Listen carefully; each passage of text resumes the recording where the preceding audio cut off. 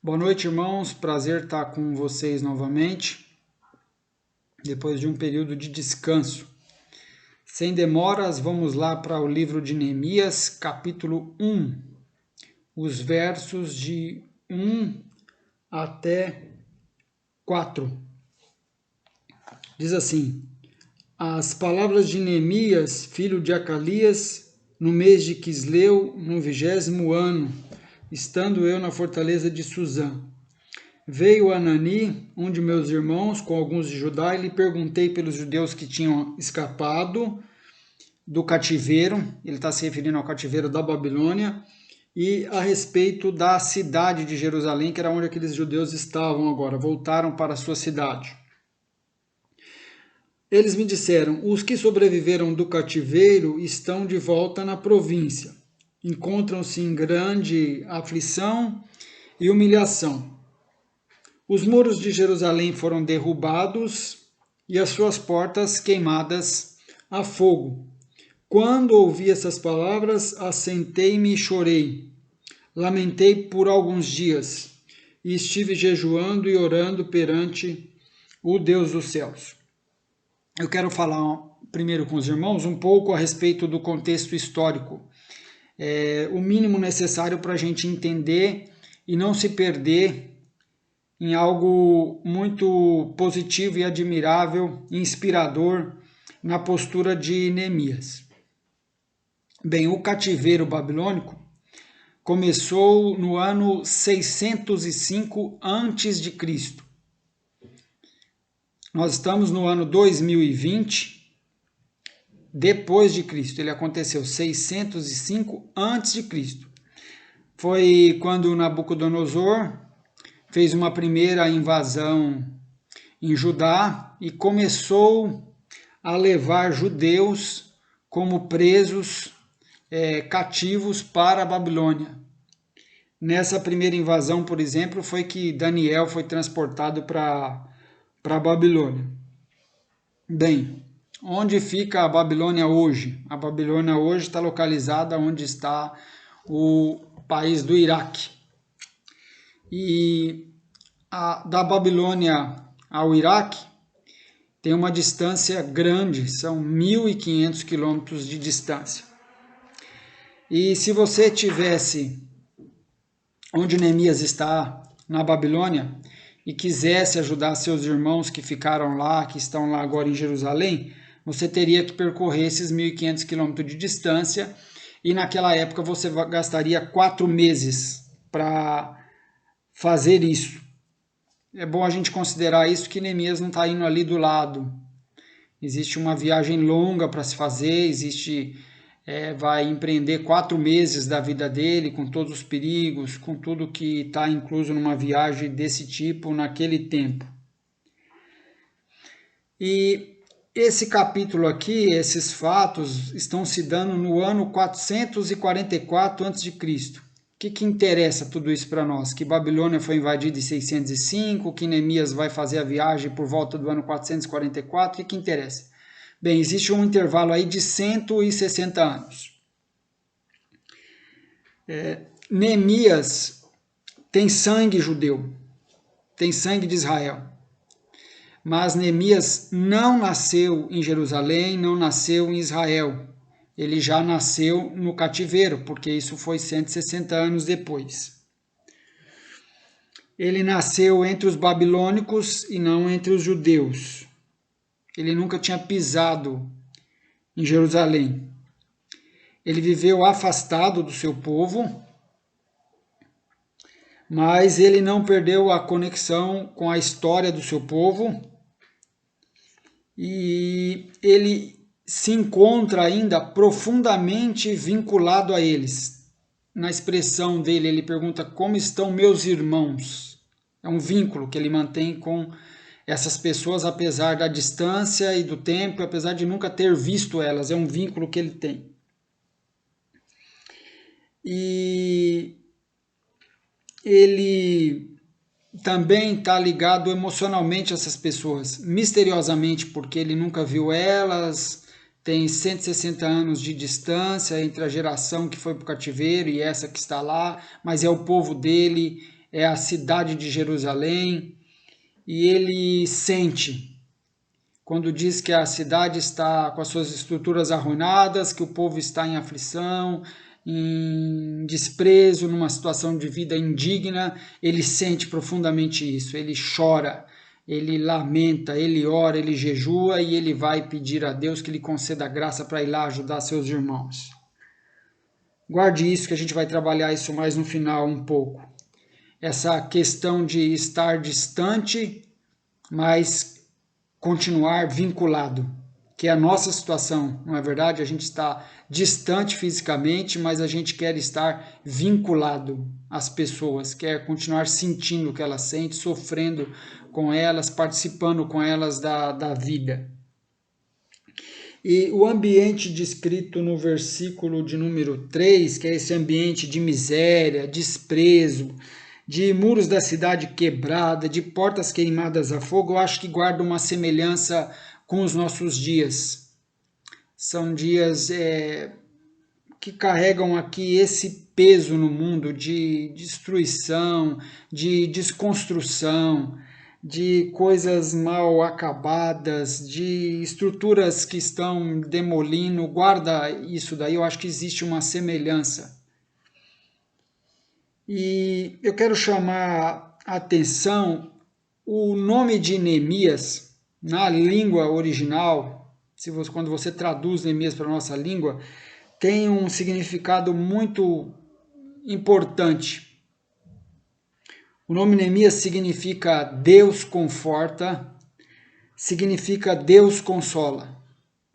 Ora, irmãos, Deus consola e Deus conforta justamente porque ainda vivemos num ambiente de sofrimento, de dor.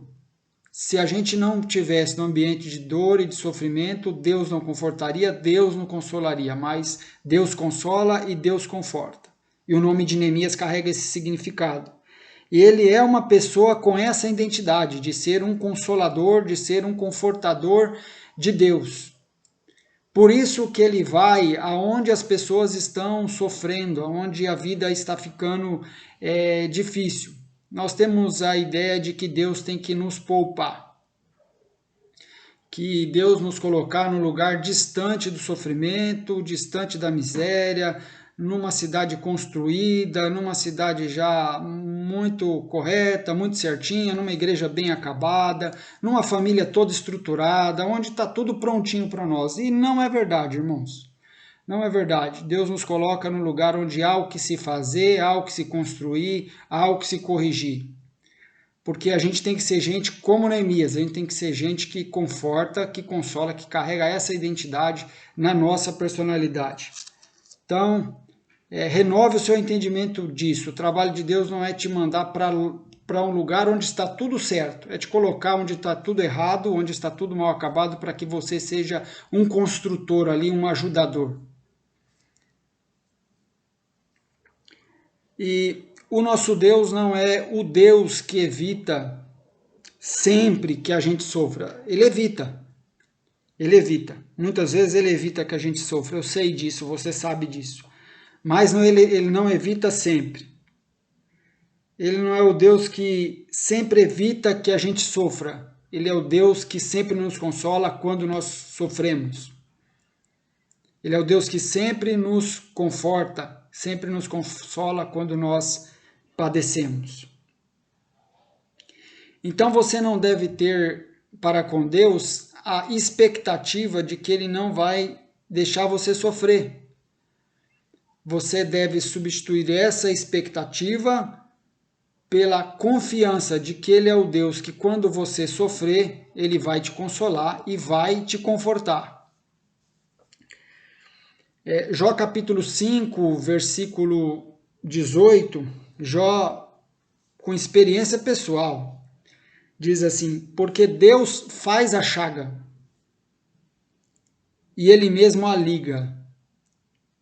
Ele fere e as suas mãos curam. E a Bíblia trabalha isso com a gente em muitos textos, dizendo que Deus dá e Deus toma. Que Deus dá a vida e Deus tira, que Deus faz descer, Deus faz subir, que Deus humilha, Deus exalta. Ele é esse Deus dos opostos. E Jó tem essa experiência de que se ele fizer uma chaga em nós, para disciplina, para correção, para provação, passado um tempo ele vai nos curar. Um outro ponto que eu quero trabalhar com os irmãos é uma frase bastante comum entre cristãos, mas ela é um pouco ambígua no seu sentido. Ela às vezes pode ser só uma conversa fiada, para ser mais claro. Nós às vezes ouvimos um cristão dizer: olha, nós não podemos esperar nada do homem.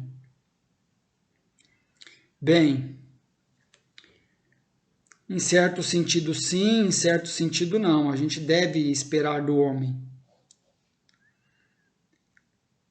Bem, se a gente não puder esperar nada do homem, nós que somos homens não podemos fazer nada.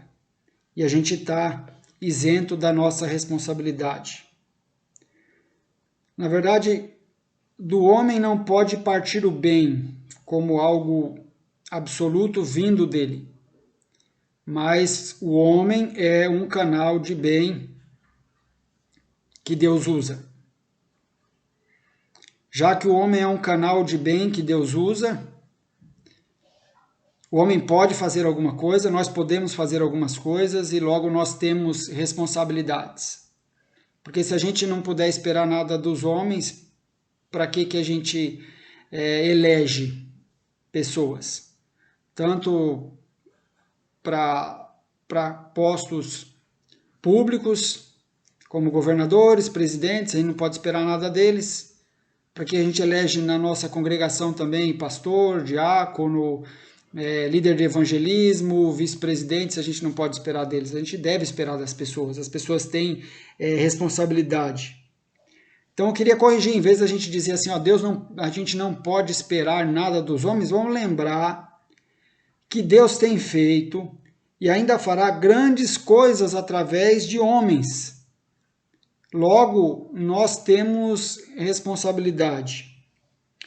O que o livro de Neemias é? Ele tem uma estrutura de um diário. O que o livro de Neemias é? O livro de Neemias é o livro que conta o que Deus fez através de Neemias. O que o livro de Esdras é? O livro de Esdras conta para nós o que Deus fez para bem do seu povo através de Esdras. E o livro de Esther? O livro de Esther conta o que Deus fez para bem do seu povo através de Esther. Logo, a gente pode esperar dos homens, a gente tem responsabilidade, não como bem vindo deles, mas como Deus querendo fazer deles seu canal de bênção. Deus querendo fazer de você um canal de bênção. Você é responsável pela situação, você é protagonista da história, você não é um espectador que olha para o céu esperando o que é que Deus vai fazer nessa situação difícil, o que é que nós vamos fazer. E aí eu queria propor que deve haver um livro com o seu nome. Tem o livro de Esdras, tem o livro de Neemias, tem o livro de Esther, que conta o que Deus fez através deles.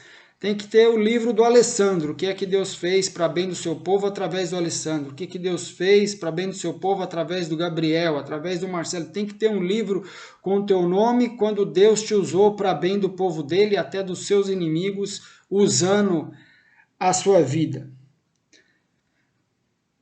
Nas nossas orações, nós temos que entregar a situação nas mãos de Deus. Neemias faz isso, ele ora. Mas também nós temos que trabalhar com as nossas. E entregar a situação na mão de Deus não é jogar o problema para Deus enquanto eu não faço nada.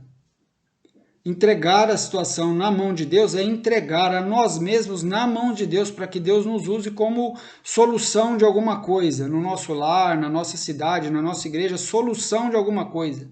Neemias entregou a situação na mão de Deus e se entregou na mão de Deus também, e Deus usou ele naquela situação. Você precisa ler o livro para ver como foi linda a história. E queria te lembrar, quando você se entrega na mão de Deus, não é para Deus te poupar de tudo, é para Deus te oferecer como sacrifício. Vou repetir. Quando você se entrega na mão de Deus, não é para Deus poupar a sua vida de todos os momentos difíceis, nunca te deixar naquela cidade arruinada, naquela família destruída. Não, é para ele usar a sua vida como sacrifício para bem de todos. Pois bem, você concorda que a vida de Cristo estava entregue na mão de Deus? E o que Deus fez com a vida de Cristo? Ofereceu em sacrifício. A vida de Paulo, Paulo entregou na mão de Deus. E o que Deus fez com a vida de Paulo? Deus ofereceu a vida de Paulo em sacrifício. 2 Timóteo capítulo 4, verso 6. Paulo diz assim: porque eu já estou sendo oferecido por aspersão de sacrifício, e o tempo da minha partida está próximo. A referência que ele está fazendo, que em pouco tempo o sangue dele ia ser derramado, à semelhança de uma oferta de vinho, de azeite ou de leite era derramada no Velho Testamento, uma oferta de libação de algo líquido. A vida dele seria ofertada. Não para salvação é a vida de Cristo que foi ofertada, mas testemunho da salvação, testemunho do Evangelho. Então existe esse risco. Quando você entrega a sua vida na mão de Deus, que Ele possa usar ela como um sacrifício para bem das pessoas, Ele possa gastar a sua vida para bem dos outros, não é para Ele proteger a sua vida, é para Ele gastar ela. É isso que Jesus falou para nós, guarde isso, que Ele nos lembra que se a gente quiser salvar a nossa vida, a gente vai perder. E se a gente perder, se a gente gastar a nossa vida em favor do próximo, a gente vai ganhar.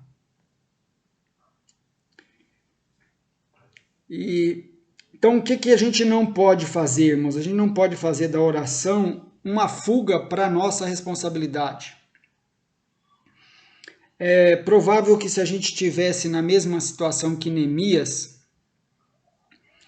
talvez a gente orasse mais ou menos assim: Deus, o meu povo que ficou lá em Jerusalém, em miséria, em desprezo, a cidade lá, Senhor, está com as portas queimadas, os muros estão caídos. Ó Deus de poder, envia alguém lá, tenha misericórdia, visita o povo.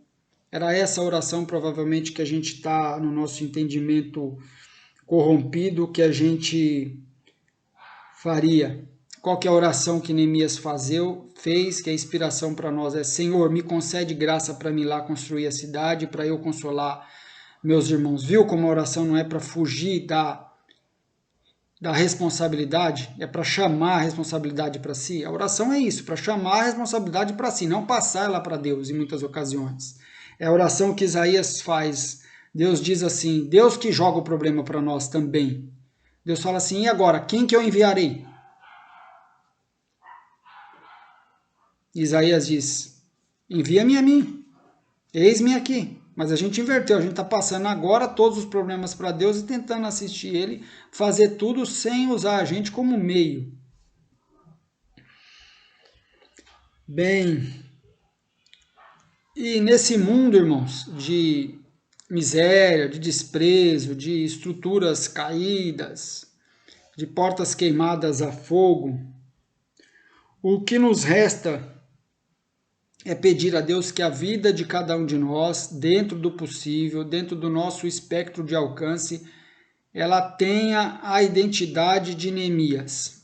A nossa vida precisa carregar a identidade do nome, do significado de Neemias, que é Deus consola e Deus conforta. Como Deus consola, como Deus conforta. Bem, um texto lá em Romanos me lembra que Deus consola, que Deus conforta através da sua palavra. Um outro texto me lembra que Deus consola através de mim, que Deus consola através de você. Então a sua vida tem que carregar o significado do nome de Neemias, que é Deus consola, Deus conforta. Onde nós estamos não é onde não existe sofrimento, é onde existe sofrimento. E a gente foi colocado ali para confortar, para consolar. Deus não nos coloca onde não existe sofrimento. Deus nos coloca onde existe sofrimento para que a gente console, para que a gente conforte. 2 Coríntios capítulo 1, verso 3 e 4. Bendito seja o Deus e Pai de nosso Senhor Jesus Cristo, o Pai das misericórdias e o Deus de toda consolação. Como que Deus é o Deus de toda consolação? Porque Ele tem filhos e Ele conforta as pessoas seu povo e aqueles que não são seu povo através dos seus filhos. Aí ele se torna o Deus de toda a consolação, porque tem muitos consoladores dele no mundo, tem muito Neemias dele no mundo, e nós devemos ser candidatos a esses postos. Falar, Senhor, existe sofrimento, eu quero que o Senhor me use como consolo, como conforto. E aí o outro versículo diz assim, que nos consola, Deus nos consola em toda a nossa tribulação, para que também possamos consolar os que estiverem em alguma tribulação, com a consolação que nós mesmos somos consolados por Deus. Viu que você tem responsabilidade, que eu tenho responsabilidade? Então Deus nos consola e nos envia como consoladores.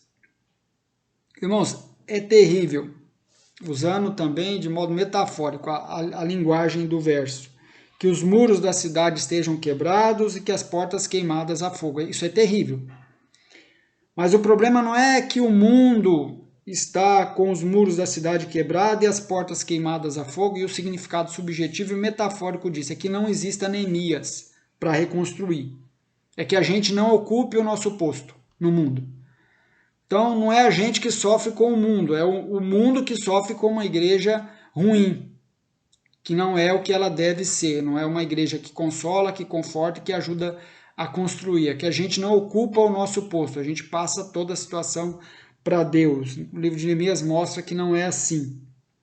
Eu vou exemplificar isso com um caso aqui que todo mundo conhece. Por exemplo, a situação da nossa querida Dona Esmeralda é uma situação difícil, de uma pessoa sofrendo. Mas seria pior se não houvesse uma Rosana, que está lá com todo o carinho, com toda a sabedoria, com todo o amor, cuidando dela. Então o papel de Deus não é tirar a Rosana de um lugar onde existe sofrimento, é colocar a Rosana com alguém que está sofrendo para que possa ajudar. Esse é o nosso destino. Esse é o nosso propósito de vida. E aí nós devemos ser consolo de Deus para começar na nossa casa, na nossa família, para os nossos irmãos em Cristo e para a nossa cidade. Porque a gente precisa aprender a pensar também no coletivo, como Neemias pensa. Neemias se importa com a cidade, com as suas estruturas. Ele se importa com a estrutura. O muro está caído, isso é estrutura. As portas estão queimadas a fogo, isso é estrutura. Qual que é a importância da estrutura? Que se a estrutura for ruim, a vida ali é indigna. Então nós deveríamos, irmãos, pelo amor de Cristo, quando a gente anda na cidade, ao ver uma escola desolada, isso deveria nos incomodar. Assim como incomodava Neemias, um muro quebrado. Quando a gente anda na cidade e vê um esgoto a céu aberto e crianças brincando naquele esgoto, isso deveria nos incomodar. Quando a gente vê pessoas morando em barracos, em situação desumana, isso deveria nos incomodar. E as estruturas da cidade for ruim, a vida ali é ruim. Eu quero que os irmãos leiam Jeremias capítulo 29, versículo de número 7. Eu penso que a gente se preocupa muito só com o nosso umbigo e não consegue olhar para a cidade, para o país, para o mundo, para o que está acontecendo. E isso que aconteceu agora recente nos tirou um pouquinho, a gente vai aprender que a gente está todo mundo no mesmo barco. Jeremias capítulo 29, verso 7 diz assim: "E procurai a paz da cidade, para onde eu vos fiz transportar em cativeiro, e orai por ela ao Senhor, porque na sua paz vós tereis paz."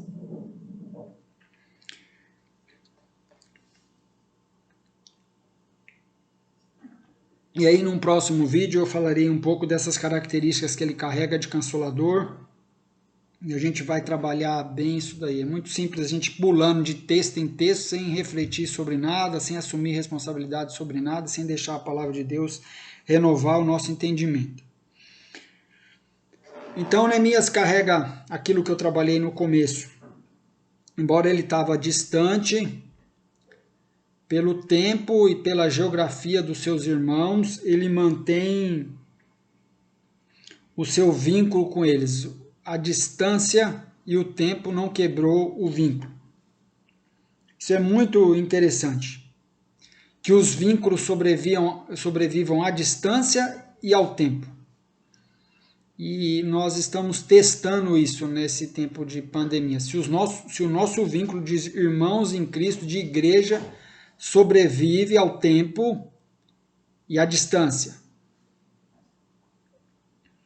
Porque proximidade física não faz vínculo. Uma pessoa pode assistir o culto do nosso lado e não estar vinculado a nós, não conseguir chorar com a gente, se importar com a gente, sentir a nossa falta, perceber que a gente não aparece, perceber que a gente não muda. O que é isso? É falta de vínculo. Lembrar os irmãos que Deus diz o seguinte, que aonde existe união, Ele ordena a bênção, não onde existe reunião, que pode haver reunião sem haver união. Então, a proximidade física, geográfica, de viver no mesmo tempo, não vincula as pessoas, do mesmo modo que a distância não desvincula. Mas pessoas vinculadas sempre vão buscar contato. Se você tem vínculo com a pessoa, você vai buscar contato. Se você tiver um vínculo com o irmão pelo Espírito Santo, você busca contato. Claro que não dá para buscar contato com todos os irmãos do mundo, por isso que a gente tem uma igreja local. Aqueles irmãos são a nossa responsabilidade. Pessoas vinculadas, pessoas que se amam, buscam proximidade. É inevitável. E aí eu quero desafiar meus irmãos aqui, dentro do possível, do que a tecnologia nos oferece, a buscar com os irmãos o maior contato possível, assim como Neemias fez. Neemias podia ter mandado uma carta para lá, falar, vou escrever uma carta para eles. Mas ele foi até lá.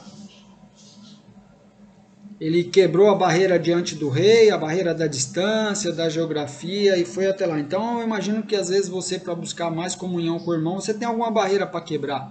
Você é tímido, você tem medo que vai faltar assunto, você tem medo que a ligação não vai dar certo, mas quebre essa barreira. Vamos buscar, se a gente tem vínculo, vamos buscar mais comunhão. É o que eu já estava no meu coração de fazer, pessoas incentivou a fazer, e eu li em alguns lugares que era isso que tinha que ser feito. Você pode mandar um áudio, você pode escrever uma mensagem, mas o que a tecnologia nos permite isso, hoje é isso, é face a face, é você fazer uma chamada de vídeo, já que a gente não está podendo se ver ou visitar. Chame seu irmão no vídeo. É o que eu tenho me proposto a fazer, a cada dia chamar alguém no vídeo. É saudável a gente buscar maior comunhão e maior proximidade. Bem, a professora da escola do meu filho estava lamentando que o professor vai dar aula à distância e os alunos não aparecem na câmera, escondem o rosto. Bem, é estranho que eles escondam o rosto. Deus escondia o rosto de Moisés para o bem de Moisés, porque Moisés não suportaria ver a glória de Deus. Para o bem, escondia o rosto para o bem, mas a gente está escondendo o rosto das pessoas para o mal. E aí desafiar meus irmãos, a gente tem que ser gente como Moisés. Como que era gente como Moisés? Que conversava com Deus como cada um conversa com o seu amigo, mas quer mais. Chega para Deus e fala, quero falar contigo face a face, me mostra a tua face. Gente como o Jó, que diz assim, olha, eu sei que meu Redentor vive, que se levantará dos mortos e que os meus olhos o verão. Ver o quê? Ver a face. Ver a face. Então faça isso, irmãos. Chama um irmão no vídeo. Está com vergonha de chamar no vídeo, faz a ligação ao vivo, mas se a gente tem vínculo e quer fortalecer esse vínculo, a gente vai precisar de mais contato, porque a gente já tem alguns meses de pandemia. E não sabemos quanto tempo aí.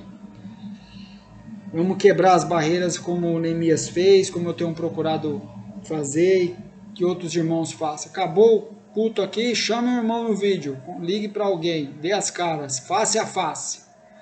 Face a face, até que a gente possa se ver pessoalmente. Livro de Romanos, capítulo 1, 11 e 13, trabalha essa ideia. Paulo está escrevendo uma carta e no livro de Romanos ele lamenta que ele não podia ter contato ainda com os irmãos, um contato mais íntimo, pessoal. E aí ele diz, estou esperando a oportunidade de estar pessoalmente com vocês para comunicar algum dom espiritual. Por quê? Porque algumas coisas, irmão, eu não consigo comunicar com você através desse vídeo. Algumas coisas eu não consigo comunicar com você através do WhatsApp, de uma carta, de áudio. Existe a necessidade implícita da gente estar junto. Da gente estar no mesmo local, respirando o mesmo ar, sentindo a temperatura, olhando no olho, vendo como fala, observando o tom da voz, como respira, como inspira, estar junto e se perceber mais. Então, quando isso tudo passar, espero que seja breve. Mas quando tinha o culto de WhatsApp, agora não precisa, eu participo, precisa sim, há coisas que só se comunicam pessoalmente. E dentro da tecnologia, o que ela te permitir, vá o mais longe possível. Se ela te permite ligar, ligue. Se ela te permite fazer a chamada de vídeo, faça. Se ela permite te mandar a foto, mas dê a face. Vamos ser gente que nem Neemias, que não se contenta a ficar à distância, que quer estar perto para consolar melhor, para confortar melhor. Em nome de Jesus Cristo, fiquem com Deus e aguarde aí que eu vou te chamar. Qualquer hora dessa eu te chamo no vídeo aí. Eu tenho chamado alguns irmãos e tem sido um prazer. A gente tem se comunicado. A pessoa diz, não, foi bom aqui, me encheu de coisa boa e me encheu do lado de cá de coisa boa também, que Deus é assim, Deus trabalha por dois lados, Deus trabalha, é a troca que a gente faz, tá? No amor de Cristo, fiquem com Deus e um forte abraço, um beijo para todos.